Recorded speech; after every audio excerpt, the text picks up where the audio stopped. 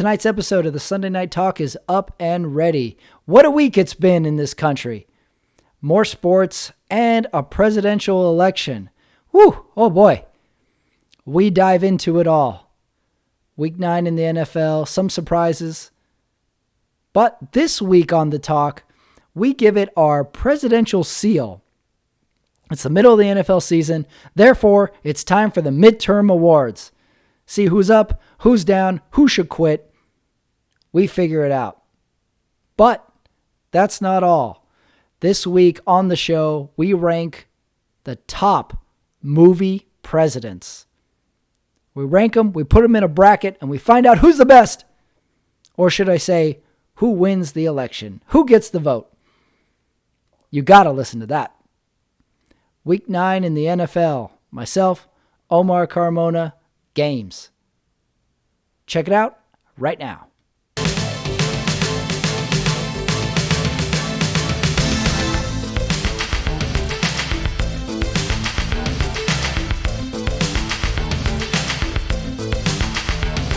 All right, we're back on the Sunday Night Talk. It's Sunday night.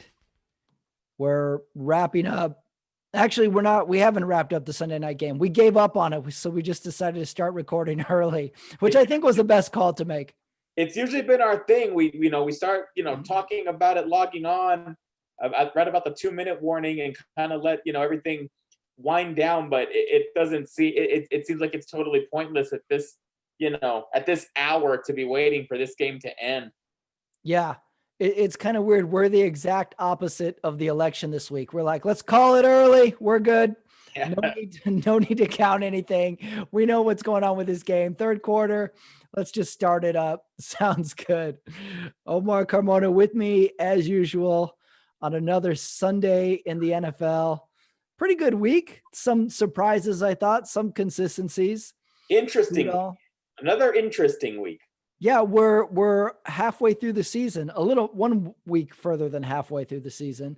So I think we kind of know who to cross out. We kind of know who's going to be the front runners of the NFL. Right. Although there's still a couple question marks in there that we're going to have to figure out. That's probably going to go down to the last week or two like it does every year. Well, let's start with the Sunday night game.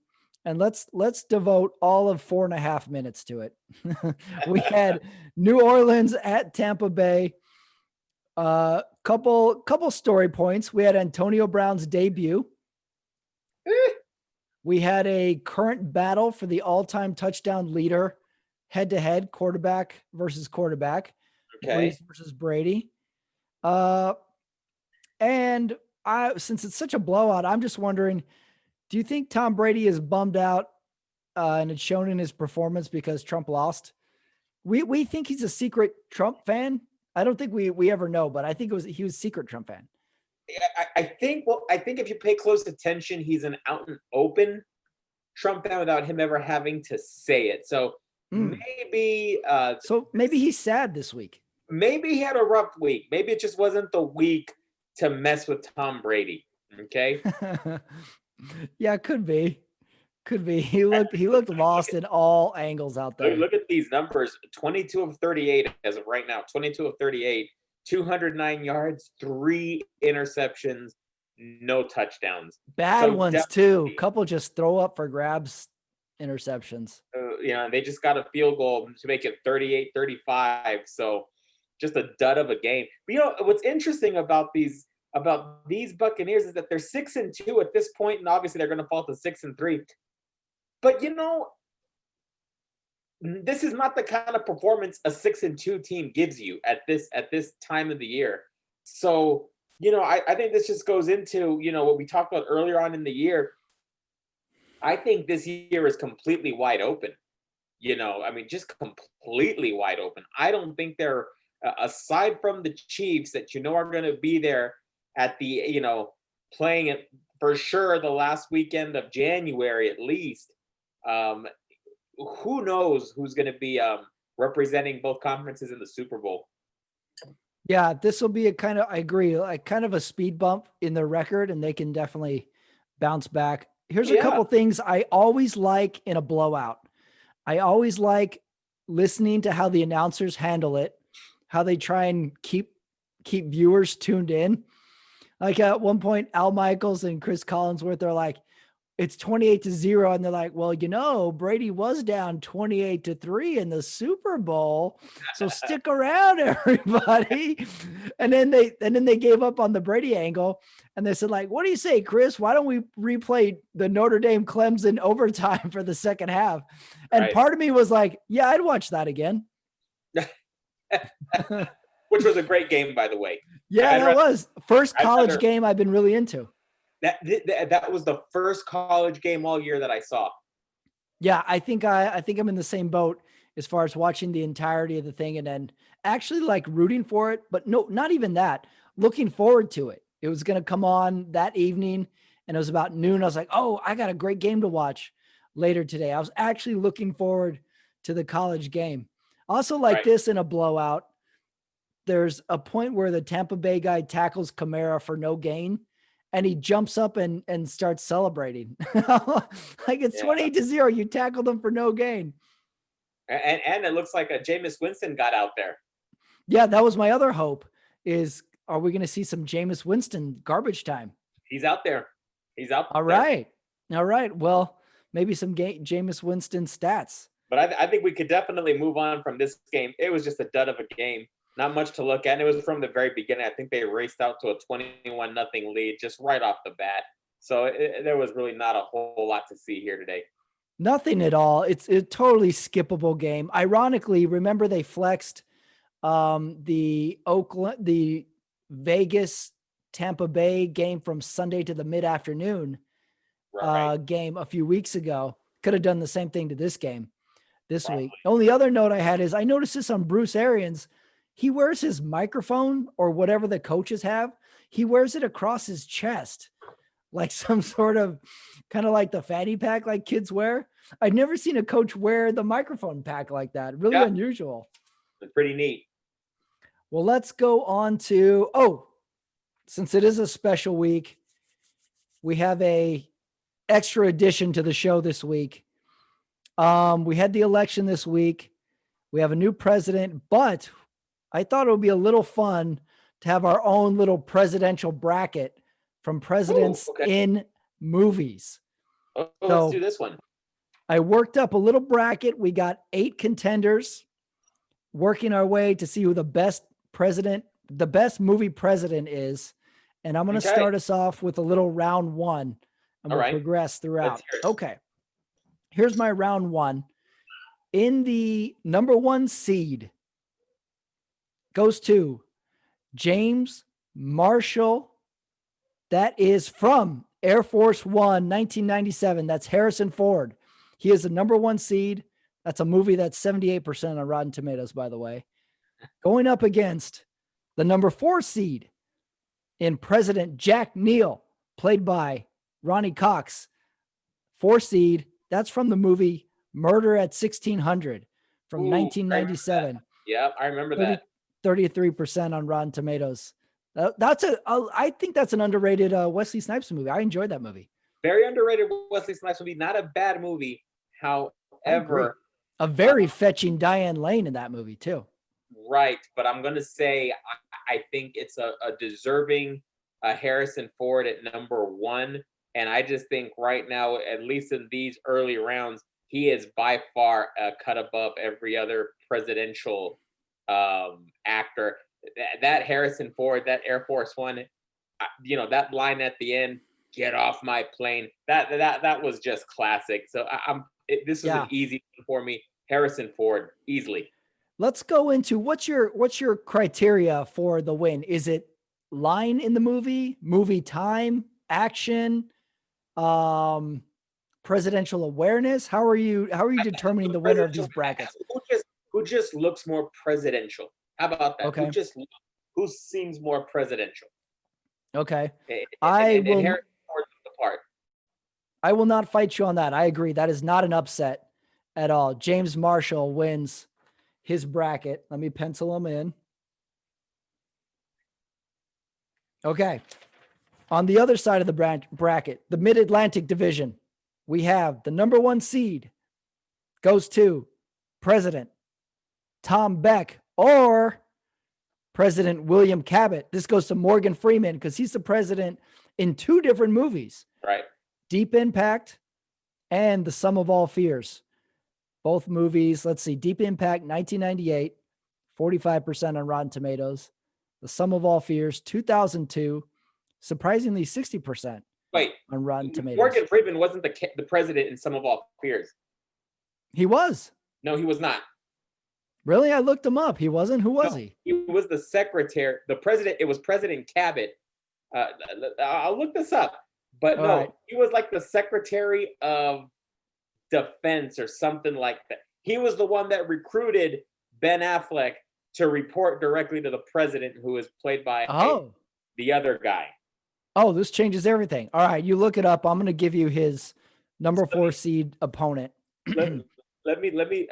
So William Cabot was, but James Cromwell played President Robert Fowler in Sum of All Fears. Oh, okay. I have it wrong then. All right. So put James Cromwell in there, and I'm going to say James Cromwell wins that one.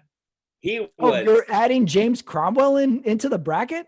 Because it replaced him with Morgan Freeman in that movie, because Morgan Freeman was not the president. Replace him and James Cromwell. Well, I was giving Morgan Freeman just all his president credits. No, that's yeah. So take out James Cromwell, because Morgan Freeman, I think, is still a number 1 seed. Yes, that's fine. But then I'm going to go. Oh, well, we could have, okay, well, listen to my number 4 seed, and we could have a play-in game for James Cromwell against this guy. We got, in the number 4 seed, President Bennett, played by Donald Moffat in Clear and Present Danger from 1994. So let's have James Cromwell play Bennett for the right to play Morgan Freeman. Ooh, I like that. Yeah, since you threw a curveball on me there, but I think that needs to be added. That president from some Clear and Present Danger is very good. So he is good. Yeah. Who do you like there? Well, I'm basing this off of the rare ability to play sort of an aloof president in Clear and Present Danger, because he's sort of out of it in this movie. He's not aware. He doesn't know what's going on. And he looks the part. And then he has I'm trying to think of the line. I can't think of the line off the top of my head, but he has a line where he tries to get Harrison Ford, and Harrison Ford says, "You're going to jail." Like, he gets him, like he really slams him. So for the play-in game, I'm sticking with President Bennett from Clear and Present Danger. Okay. I like that. Donald Moffat was excellent in that movie. Okay. Versus Morgan Freeman in Deep Impact. I want to upset or sticking to the number 1 seed? I like Moffat. Really? You want to go him over Morgan Freeman? I do. You can pick the next 2, but I'm going to stick to those. President Bennett with the upset. Let me pencil him in. All right. On to the 2-3 bracket for the first round. Okay. The number 2 seed, James T. Whitmore, played by Bill Pullman in Independence Day, 1996, 67 on Tomatoes, versus President Dave, played by Kevin Kline in the movie Dave from 1993, 95% on Rotten Tomatoes. James T. Whitmore versus President Dave. I cannot go against James T. Whitmore from Independence Day. He was good. You agree or disagree? The fact that he got in one of those, he got in a jet airplane and went looking, trying to shoot down those aliens, I thought was pretty cool. Definite bonus points for action ability. Great speed, great action. President, you could call him a wartime president. They were at war with the aliens. If you were to give President Dave, a college, he would definitely be like Marquette or Butler, because he's just kind of a lovable underdog, but he can't get over the top of James T. Whitmore in my book. Right. Okay, one more bracket before we go to the your game, my game. 2-3 matchup. Number 2 seed, Andrew Shepard, played by Michael Douglas in The American President, 1995, 91% on Rotten Tomatoes, versus the number 3 seed, President James Dale, played by Jack Nicholson in Mars Attacks from 1996, 54% on Rotten Tomatoes. I wasn't a big fan of that movie. Mars Attacks? Yeah. Kind of came and went. Right. Rightfully so. My pick is Andrew Shepard. Yeah, I agree. Going away. I'm going to clearly. We're in agreement. We're in agreement there. All right. We're coming back to round 2 after we do the your game, my game. All right. Your game, my game. I went with Buffalo hosting the Seattle Seahawks.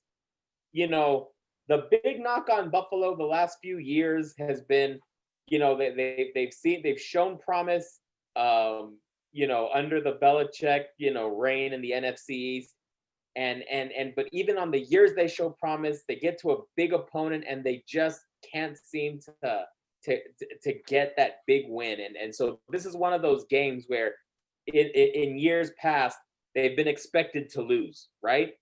You know, here they come in 6-2. The Seahawks are coming in at 5-1. You know, one of the hottest teams in football, with Russell Wilson, you know, leading, who I think right now is the favorite to win the MVP. And this is a game that you're thinking, oh, Buffalo's probably going to lose here. It's a game that the Seahawks are probably going to bring them back down to earth. But the Bills just showed up. They showed up. I mean, and it was domination from the get-go. They won 44-34, and although that seems close, but it really didn't see. It really was. I saw the whole game. It really wasn't that close. The Bills' defense forced a lot of turnovers. Russell Wilson threw 2 interceptions. Josh Allen played a phenomenal game, 31 of 38, 415 yards, 3 touchdowns, and he rushed one in. So I think this was a huge statement game for the Bills, and I think right now they're favorite to win the AFC East. You took the phrase out of my mouth. I was going to say statement game. Definite definition of the statement game. Yeah, came in there sure. And they were in control the whole time. Josh Allen is back. I was listening to critique and pregame and everything, and everybody flipped on Josh Allen. Nobody was in Josh Allen's camp the last week or two, and he came through and cut him up. He's my guy. I've said it from the beginning. He's my guy. Lately I've been embarrassed of him lately, but I got to go out. I got to be open about this. Okay, I'm a Josh Allen guy. Okay, where are we in the relationship with Josh Allen? You started out hot and heavy the first couple of weeks. It was tough, but I got to be open with this guy. We're committed. I'm committed to Josh Allen. Ooh, and I think right before the holidays too. Right before he is going to do something special with the Bills. I expect more from them this year. Not only do I expect a playoff appearance, but I'm thinking they'll get a playoff win this year. They looked sharp today. There was nothing they couldn't handle from Seattle. And then the defense comes through big. Every time Seattle starts to mount a little something, Seattle shut them down. Absolutely. So total statement game. Very impressed. So we'll see. We'll see the next few games, but I was definitely impressed with Josh Allen and the Bills. Here's the game I did. I chose to really dissect Pittsburgh at Dallas. Here's why. I think this was the best 7-0 versus 2-6 game ever. I really enjoyed watching this game. This was a fun game. Here's a couple reasons why. We have a classic uniform matchup. Some uniforms you put on the field against each other, and it just looks good. And the black and gold versus the Dallas Star. You know, these we know they've played each other in at least 3 Super Bowls. So definitely, if you're ever got history. If you're ever looking for an AFC NFC rivalry, it's probably this game. You know, that's a good question. What's the best AFC NFC rivalry? This has got to be up there. I think this is even higher than the Patriots Giants. Yeah, I was going to say Patriots Giants is another one. Yeah. I can't think of Niners, another. Niners Broncos has been uh, a rivalry in years past, but I will definitely say I think this is by far the best AFC NFC rivalry historically speaking. Great matchup. Yeah. So anytime you got Steelers Cowboys, and then I think Romo calling the game adds 15% more fun. For He's sure. calling the game. He's excited about it all. We have the start of the, hold on, Garrett Gilbert era. Oof. He starts the game. We don't know what happened to Danucci. Danucci might be out of football by now. Yeah, I think he's done. I don't think he's coming back in. And I love how they have to talk up the quarterback coming in. I love how Right. they have to tell you his father was a former player. He's a Texas native. And then they say, he has that drive at the end where there's like, the young quarterback's does he have another drive in him?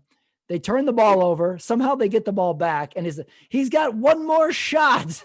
They're pulling for him so much. You can't help but root for the guy. And again, it's another game where Dallas is up by 2 scores. And somehow it comes down to the last drive for Dallas to score. These games are never over. And we're going to talk about Pittsburgh later on in the show, but I was very impressed with them. They found a way to win, and these are the types of trap games. You're right. This had trap game written all over it. They didn't know what Dallas team was showing up. I mean, how do you prepare for? I think the last game Garrett Gilbert started was the XFL or that USFL or whatever that league that started about 2 years ago. That was his last start in 2018. So very very good way to dig that game out if you're the Pittsburgh Steelers. My question is what happened to Zeke? I think he has like 51 yards today. Yeah.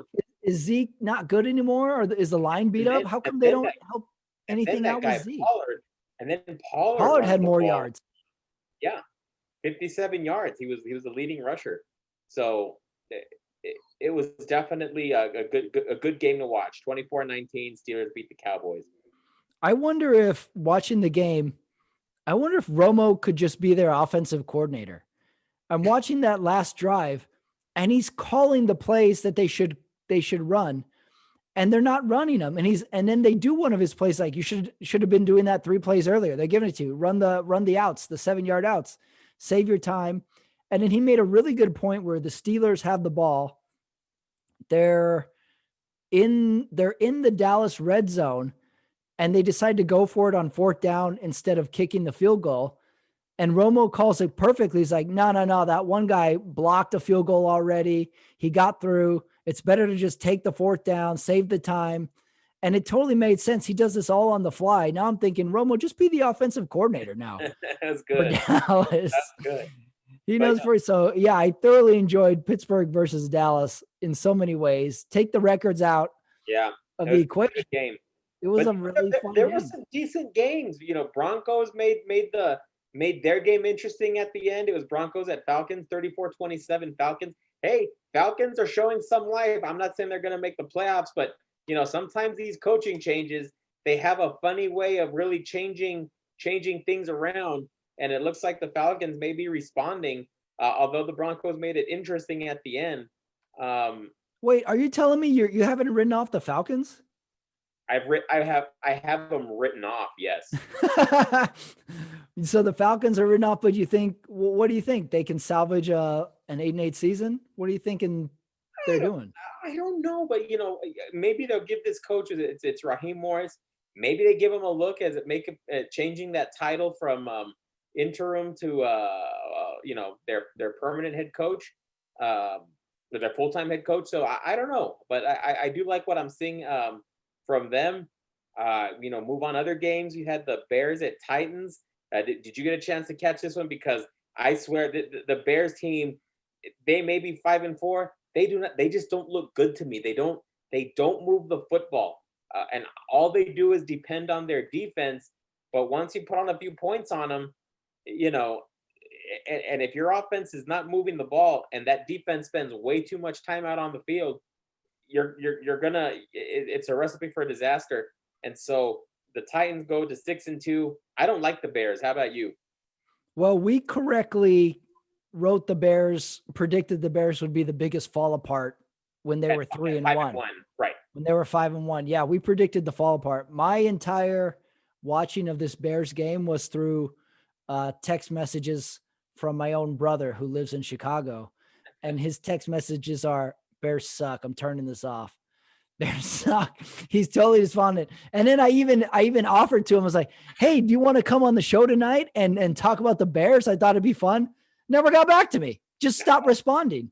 He never wrote anything back. My whole viewing of the Bears game was through his text messages. So no, I did not see the Bears, and still I feel like I know exactly what happened. Right. I know it was not good.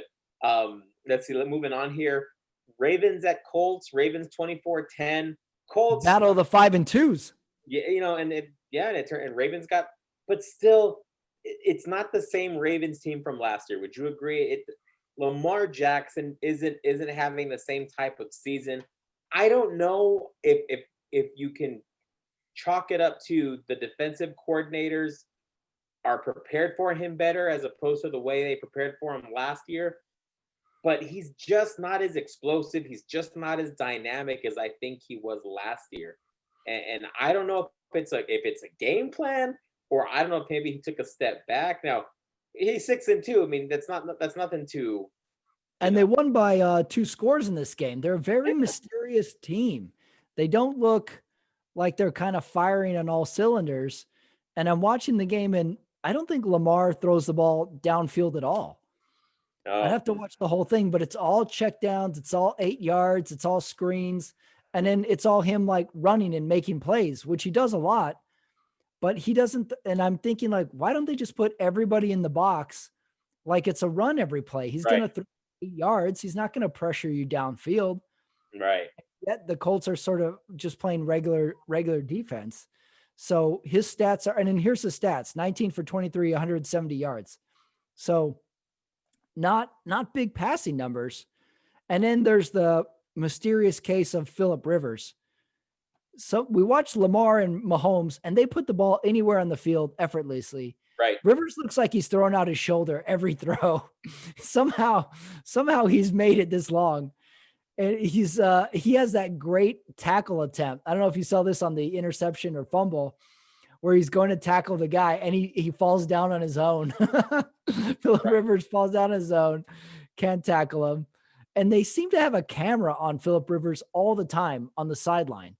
Right. And he's walking around the sideline and he looks like he's talking to somebody, but no one's around him. Right. I don't know what's going on with Phillip Rivers. If the team's like, that's old man Rivers, man.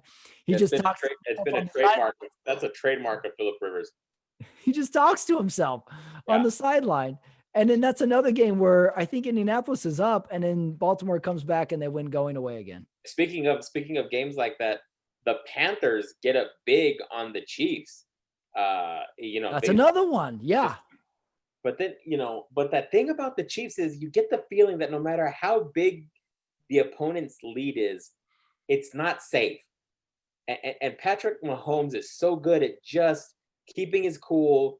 The team's going to be fine. Now, granted, the Panthers stayed in it, and they actually went for what would have been an NFL record 67-yard field goal at the end of regulation to try to win that game. Obviously, you don't have much confidence in your quarterback and receivers to do the old Hail Mary, but they were in a position where they could have won that game. So that's but another game, 8-1, and you grind out another win, and that's what it takes in this league. The Panthers look great in that game. We had Teddy White gloves. Christian McCaffrey, back. Awesome. He's back and he's running like 100% all over the place. They were great. And then they had the lead early, and the KC chipped away, and they won it going away again. I love a long field goal attempt for the win. You do? I will always love a long field goal attempt I almost want it over a touchdown for some reason. Really? I don't know why. I think maybe if the stadium was Denver, why not try it? But I thought the 67-yarder it's asking for a lot. Well, did you watch it? He had the distance. He missed it You wide. know, he missed it wide, and he He did have missed the it distance. He wide. had the distance. Yeah, It's so weird. it was He good. misses 67 yards wide. And then in the other game, I think it's Miami, Arizona. Arizona misses a fairly normal kick short. Right. Yeah. So I don't know what the hell's going on with field goals. We had the wrong kicker in each You know what? team. That was a great game. And if you like quarterback play, and if you like the future of NFL quarterbacks, you're looking at Tua, you're looking at Kyler Murray. That was a good game to watch. That was a real shootout, and that was a very close game. And hey, Dolphins pulled out another big win. Now they're 5-3. Dolphins on the move. I agree. Dolphins are on the move because we both kind of thought last week Tua might have a little bit of the Tebow stink on him, where he's just throwing underneath in the defense, but not this week. Oh, he Not came this out week. firing. I got, let's see, 20 of 28, 246 yards, 2 touchdowns Yeah, for Tua this week. and The then and then left-handed, right-handed QB. and Kyler goes 21 of 26, 283 and 3 touchdowns. So definitely a good old fashioned shootout there. Moving on, two teams that I don't think are going anywhere. Vikings, Lions, big deal. Let's not spend too much Why do the time. Vikings do this to us? They win again, and now we have to talk about the Vikings. But they got that running back Dalvin Cook, and man, he can carry the rock. 206 yards, 2 touchdowns, 46 yards catching. I think in the last 2 weeks he's had like 470 yards from scrimmage and 6 touchdowns. I mean, those are insane numbers, and he's on my fantasy team, so I really can't complain. Oh, well, okay. You got to keep an eye on him all the time. Minnesota, I don't know why every year they do this to us. We're forced to talk about it. Minnesota is going to ruin somebody's season this year again in the last 1 week or 2 weeks because they're going to be out of the playoffs and then all of a sudden they're good. So, yeah, Minnesota, and why every year we have to have the Minnesota conversation. Then we can also talk about, I don't know, the I don't know what these two franchises are doing. Um, the Giants at Washington, 23-20. The Giants win. Why are these teams trying for a win? I mean, Yeah. We're at that point of the season where a win actually hurts you. I think now, look, no chance of these teams making the playoffs. No chance. I mean, who knows? That division's so bad. Maybe you are technically in it, but maybe you got to start thinking future. Do you want this guy Trevor Lawrence? He may be there. I mean, the Jets seem to be doing an excellent job tanking it as it is, and we'll see what happens. But I don't know why these teams went at it with each other. I think they should have both just caved. That was the ultimate suck bowl. That was brutal. I feel bad for everybody involved, the players who had to play, the coaches, any fans that watched. I feel bad for the camera crew that had to cover the game. That was I got to listen to that game on the radio, and I got the local feed for Washington. And Alex Smith comes in off the bench and he's having this great game. And then they're saying he hasn't had a 300-yard game since 2018 and he's back from an injury and he's really clicking and he's got this last drive. And then he throws that interception and you just hear the radio announcers go, "Oh, they're so heartbroken." The local radio call is a totally different experience than television. They're Right. so invested in the players. They felt so bad for Alex Smith after that interception. And we're talking a nothing game. This game means nothing for division for nothing. And they're devastated that Alex Smith throws the interception. Right. Speaking of suck bowl, Texans at Jaguars 27-25. Let's not waste too much time. That was another one I totally skipped. But who cares? Another a heartbreaker for the Chargers. The Chargers again. They get a lead. They blow it. Raiders pull out a win. Yes, that was the game I was going to do for the my game, but I'm too close. I have stopped watching Raider games on purpose because they're too frustrating for me. But this year has been different because there's been a lot of positivity. So first thing with the Vegas Chargers one is I'm having a hard time looking at Anthony Lynn's facial expression all the time. I feel so bad for him. He does a thing where he clenches his teeth and he just sort of sadly smiles. He does the sad smile after every penalty, every turnover, every touchdown. So, yeah, first Anthony Lynn's face alone, I just feel for the guy. Then let's see. This game ends very oddly. Yeah. The Chargers are trying to score a touchdown to win. They throw a fade into the corner. The DB knocks it loose. They got 1 second left. Right. The exact same play. The guy catches it and he just sort of bobbles it through the ground and it's called a touchdown. And then they reverse it. Raiders win. And I'm Right. thinking, we're getting, how long till we get a catch controversy? We are very close to a catch controversy. We haven't had one really. No, we haven't. But Yeah, so that one, we've got to be having one soon. We had a kind of a close one in the Baltimore one with an interception that they called an interception that could have been incomplete too, but nothing has decided a game yet in the catch controversy world. But great game for Vegas. They're back on the track. They're rolling. They look good. and let's not even bring up what happened Thursday. The Packers just demolished the 49ers. The two. Yes. Do you want to talk about Thursday night? What's going through your head when you see your team get I'm not upset. like I think it's a miracle they're 4-5. They're just hurt. They got the injury bug and they got it bad. So I look, they're 4-5. They're trying. I still think the future is bright for the team. Granted, I'm biased, but let's moving on. I heard a stat that the Niners have $80 million on injured reserve. Yep. That's brutal. That is so brutal. I can't blame them for any bad games at this point. Can't win. Don't have players. Can't win. Yeah. Do you still think Garoppolo's checked out? He's out for, I think his injury is long-term, right? Did we figure out what he has? Yeah. He's totally checked out. It's Mullins era now. Right. Let's do round 2 of the presidential movie bracket. All right, let's do it.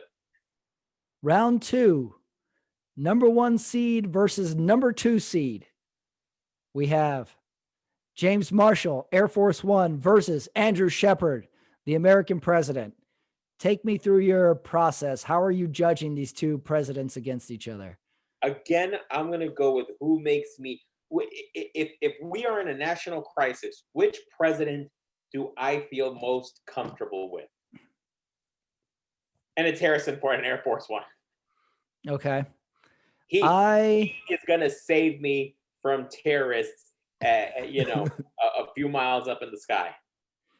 I remember this quote from Air Force One. It's when they're in the control room trying to figure out what's going on Air Force One. And there's a general, they're sort of talking, and a general sort of butts in. Right. And he says, hey, let's not forget, this president served more Vietnam helicopter tours than anybody on my squad. He knows how to fight. And you're like, oh, hell yeah. Yeah, he does. That's my guy. Okay, let's see. I'm going to try and give you the argument for Andrew Shepard in the American president. Okay, number 1, I think it's the better movie. I think it just holds up better. Air Force One is a little more action. It loses me a little bit with the effects at the very end with Air Force One. Okay. You cannot discount the speech at the end of the American president. Great speech. You cannot discount the cabinet that Andrew Shepard has in that movie with Michael J. Fox as the advisor. This is a tough one, and I'm going to go in realistic terms. I'm going to go with James Marshall by one swing state on this one. I don't even like this call, but my instinct is telling me I go with James Marshall. Okay. Fair enough. Right? Anything else I can think of? James Marshall was married, and Andrew Shepard is not married in each movie. Right. I don't know if you can factor that in. They both have a daughter, I think. Yep. So they're similar in that regard. Which one do you think is younger? It'd have to be Harrison Ford by a couple years. Right. James Marshall. Yeah. Okay. I'm sticking with James Marshall too in Air Force One. Okay. He's in the finals. On the other side of the bracket, we have James T. Whitmore from Independence Day, and President Bennett in the upset in round one from Clear and Present Danger. All right, this sounds like an easy one on paper. Am I right? I think it's an easy one. For James T. Absolutely. Is there any argument at all for President Bennett from Clear and Present Danger? Let's go through the movie. Is he significant in the movie? Is there anything we can say that helps him in that movie? We saw in the movie that he was a family man on Independence Day. He was taking care of his daughter, right? And he stayed with her the entire way. All these presidents have daughters in movies. Yeah. He was going through a tough time. He lost contact with his wife, and she ended up passing away. And he had the courage to still board that jet plane and fight the aliens. So I think just the toughest in the toughest nails category, Bill Pullman easily. Any argument for President Bennett from Clear and Present Danger? Does he take this to the fourth quarter at all? He's very presidential. He takes it to the fourth quarter, but Bill Pullman pulls away with this one. Yeah, I think that's the obvious answer. President Bennett doesn't seem to know a lot about what's going on in his own staff in Clear and Present Danger. So right. I don't think he's fully involved like the other ones are. Right. So I think James T. Whitmore wins by 15 points in this matchup. So I'm penciling James T. in. I like it. In the finals. Okay, let's move on to the awards. Midterms. We'll call these the midterms. The midterm awards. That's right. For week 9, I have 4 awards. Feel free to add in any. First of all, I have award number 1, the polls were wrong award, and that goes to the Chicago Bears. The polls were wrong. They are bad. The record was good going first few weeks, and then they are bad. Polls were wrong award, Chicago. I'm going to flip that on you. The polls were wrong with the Pittsburgh Steelers. I don't think people expected the Steelers to be this good. And I think the feeling around the league was that the Ravens were going to just walk away with this division again. But now that's definitely not going to happen. Pittsburgh is going to be hosting some playoff games. So it's going to get interesting, but I definitely don't think people saw this good a team in Pittsburgh. Groundswell for Pittsburgh. All right. Yeah. Award number 2. This one is called Stop the Count Award. And this goes to Tom Brady in the first half of Sunday night. Yeah. It was like, just stop racking up points on us. This can't be. And you can easily change that to Tom Brady's entire game too.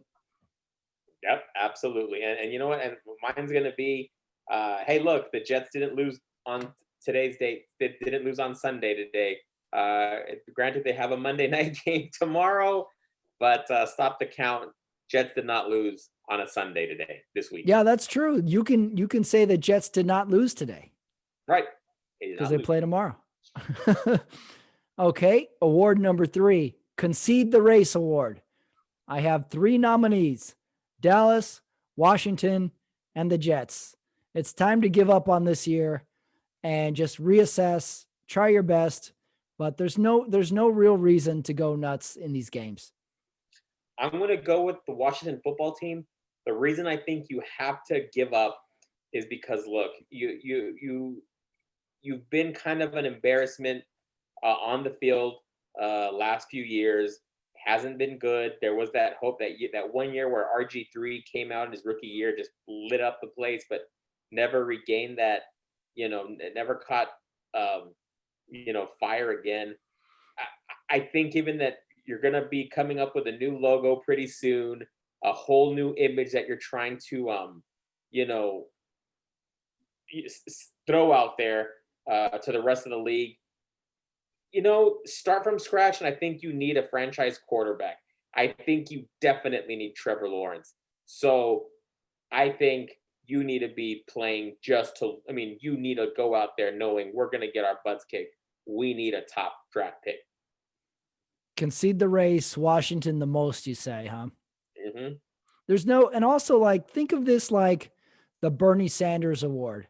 Okay, say you concede the race, but you're gracious about it. You're like, hey, I didn't get the votes, but good luck to the rest of the candidates. Right.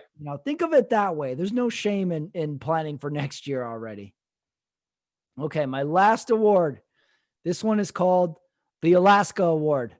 While everybody's counting their votes, Alaska was like at 50% counted and they're a population of 1/4 of everybody.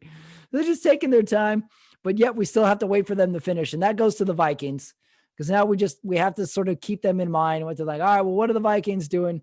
Same thing with Alaska, but I don't blame Alaska because they probably have 2 people doing all the counting. Probably like, we're the volunteers. We count. We'll get to it when we get to it.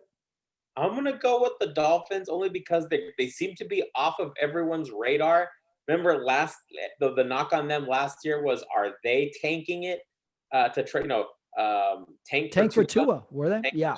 Was a thing, but look what's going on. They're 5-3, so here they come. So they're definitely flying under everybody's radar right now. So they get your Alaska Award. Yeah. Who do you think the best, midterm award, best team in the league right now? Ooh. What are our nominees? Pittsburgh, Kansas City, Seattle, Buffalo, Green Bay. I think right now the best all-around team, obviously, it's Kansas City. They're the best. They're the best football team in the league. All right. So right now, AFC Championship, Pittsburgh and Kansas City. Pittsburgh will be playing. Who knows? Maybe Kansas City is playing at Pittsburgh for the AFC title. I think that's my conference championship game. On the other side of things, this is where it gets interesting. I think Seattle's going to be there in the conference title game. Who's going to be playing against them? I don't know. Is it going to be New Orleans? Is it going to be the Buccaneers? Is it going to be the Packers? Right now, I'm thinking New Orleans.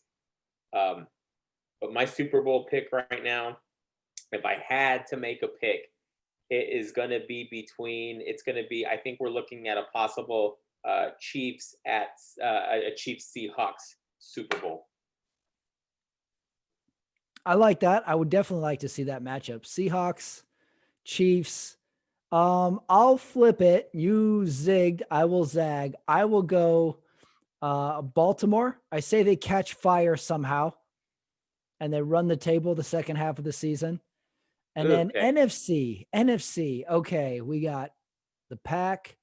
I'm still hesitant to fully commit. I always think they let you down that second round of the playoffs. You got the Pack, you got Seattle. It's interesting. We both left out Buffalo. We're not, it's our instinct is to not fully commit. Let's see. Who am I leaving on the NFC? New Orleans. No, I can't trust anybody but Seattle in the NFC. Yeah, I think it's still Seattle, even though they lost. But my midseason pick, Seattle. Obviously, they have some weaknesses. I mean, they're for being this good, their team cannot stop the pass. So if you get a good pocket passer against the Seahawks, true too. You're gonna light them up. Let's go to the Monday night predictions. We got a real interesting matchup. New England at the New York Jets. We got a reeling Patriots team versus a ultimate of reeling New York Jets team.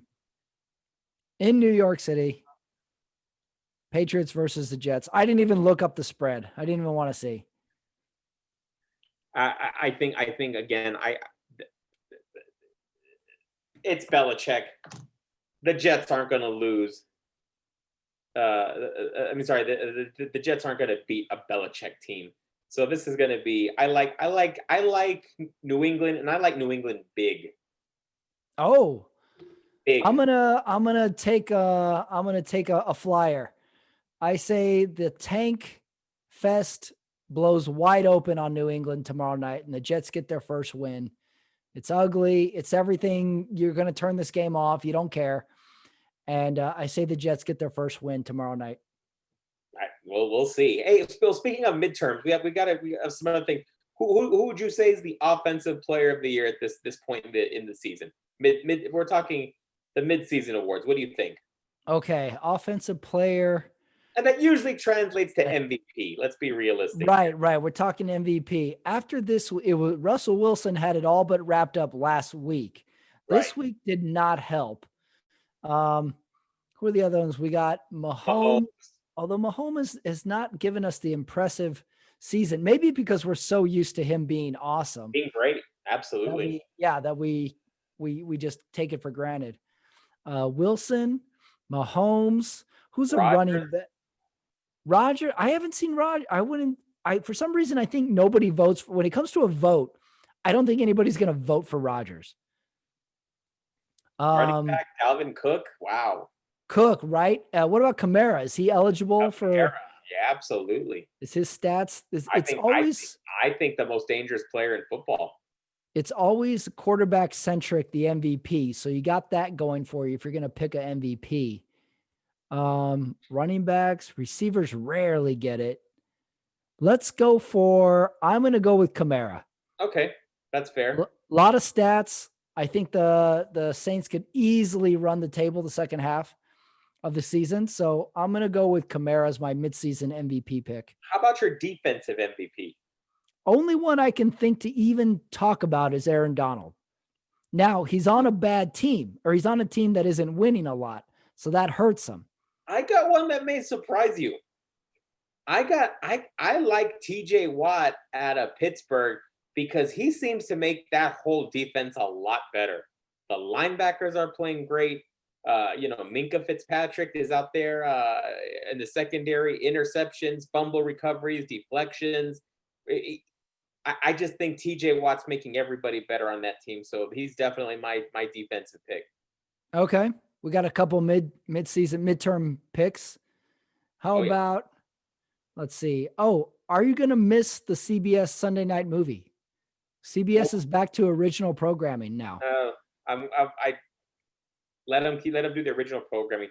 They should have been in the business of NCIS better call it. Well, they finally made some new episodes, so now they have programming to put up. Done with them. The CBS Sunday night movie is no more.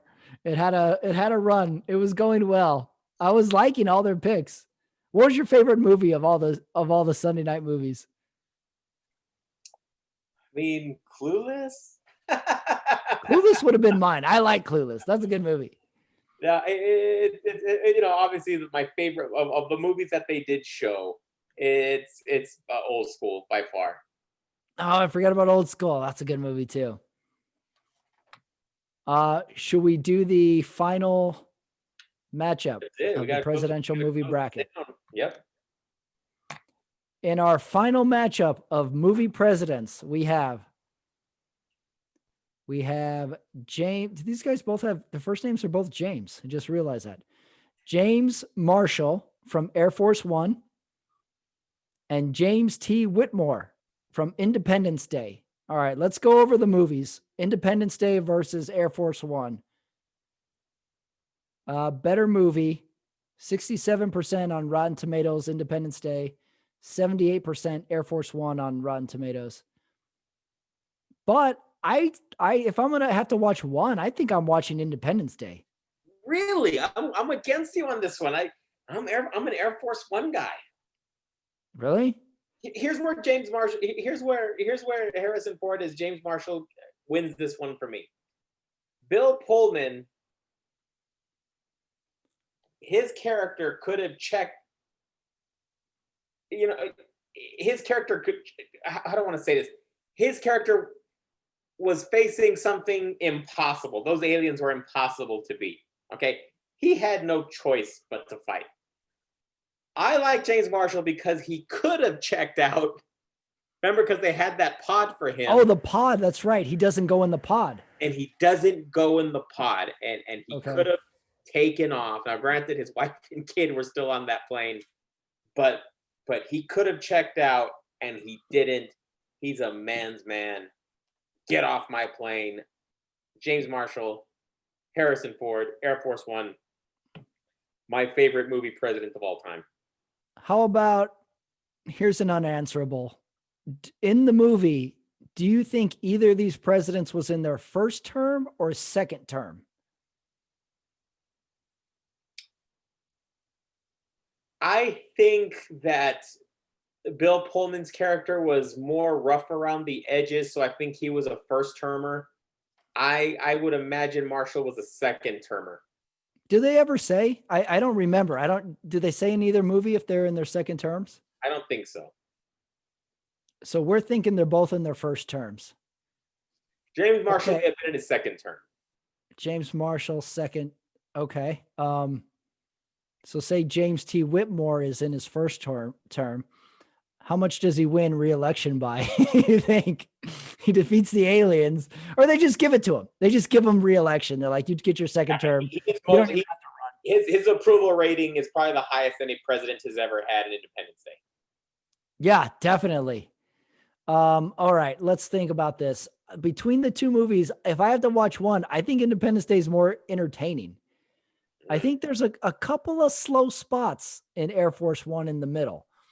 In Independence Day, I like when they go to Area 51. Okay. I like that he somehow gets in an airplane and just remembers how to fly it. Right. Just remembers, just no problem. I don't need any refresh or anything. I just know how to fly an airplane. Right. What else do I like? I like that he assembles sort of a coalition on the fly with Jeff Goldblum. That's kind of cool. So he's still being presidential even in the bunker. Right. Okay, so now I got to base it on speeches. Okay. Independence Day, Bill Pullman gives a traditional speech, whereas there Harrison really was no Ford speech. doesn't really give a speech. I could use a speech. Okay. I could use the speech. I'm going to give it to, I got to go James T. Whitmore. I got to go Bill Pullman for my pick. How are we going to decide this? I think we just let the audience decide who they want. What about this idea? As a society, we elect presidents every 4 years. What if we elect a movie president every 4 years? Say we elect, I'd be all for that. Say we elect Bill Pullman as our movie president, and every movie that has a president in it has to have Bill Pullman in it for 4 years. I like that. So American President, Air Force One, Independence Day, Dave, he has to be the president in every single movie for 4 years. I think I like that. Yeah, we're implementing policy here. Yeah, I'm curious. Maybe we'll make a little survey, see who wins the movie president. For sure. The movie president bracket. All right, the Sunday Night Talk for week 9. We're rolling. Have a good week. Thank you, Omar. See you next week. That is it for the Sunday Night Talk, everyone. Thank you for listening. Thank you, America. Thank you, NFL. I hope everybody had a good week. I hope everybody's ready for the week upcoming. It's going to be good, everybody. Hey, what did you think of the President movie bracket? I might need to take another vote. See who the true favorite is. Or maybe I left somebody out. I don't know. That was it for the week in the NFL. Teams won, teams lost. The league keeps on turning. Stay tuned for my other show, Running It Back, comes out on Thursdays, and a special Sunday Night Talk every week on Sundays with me and Omar. We're working on stuff, so stay tuned for that. Thank you, everybody. Have a good week.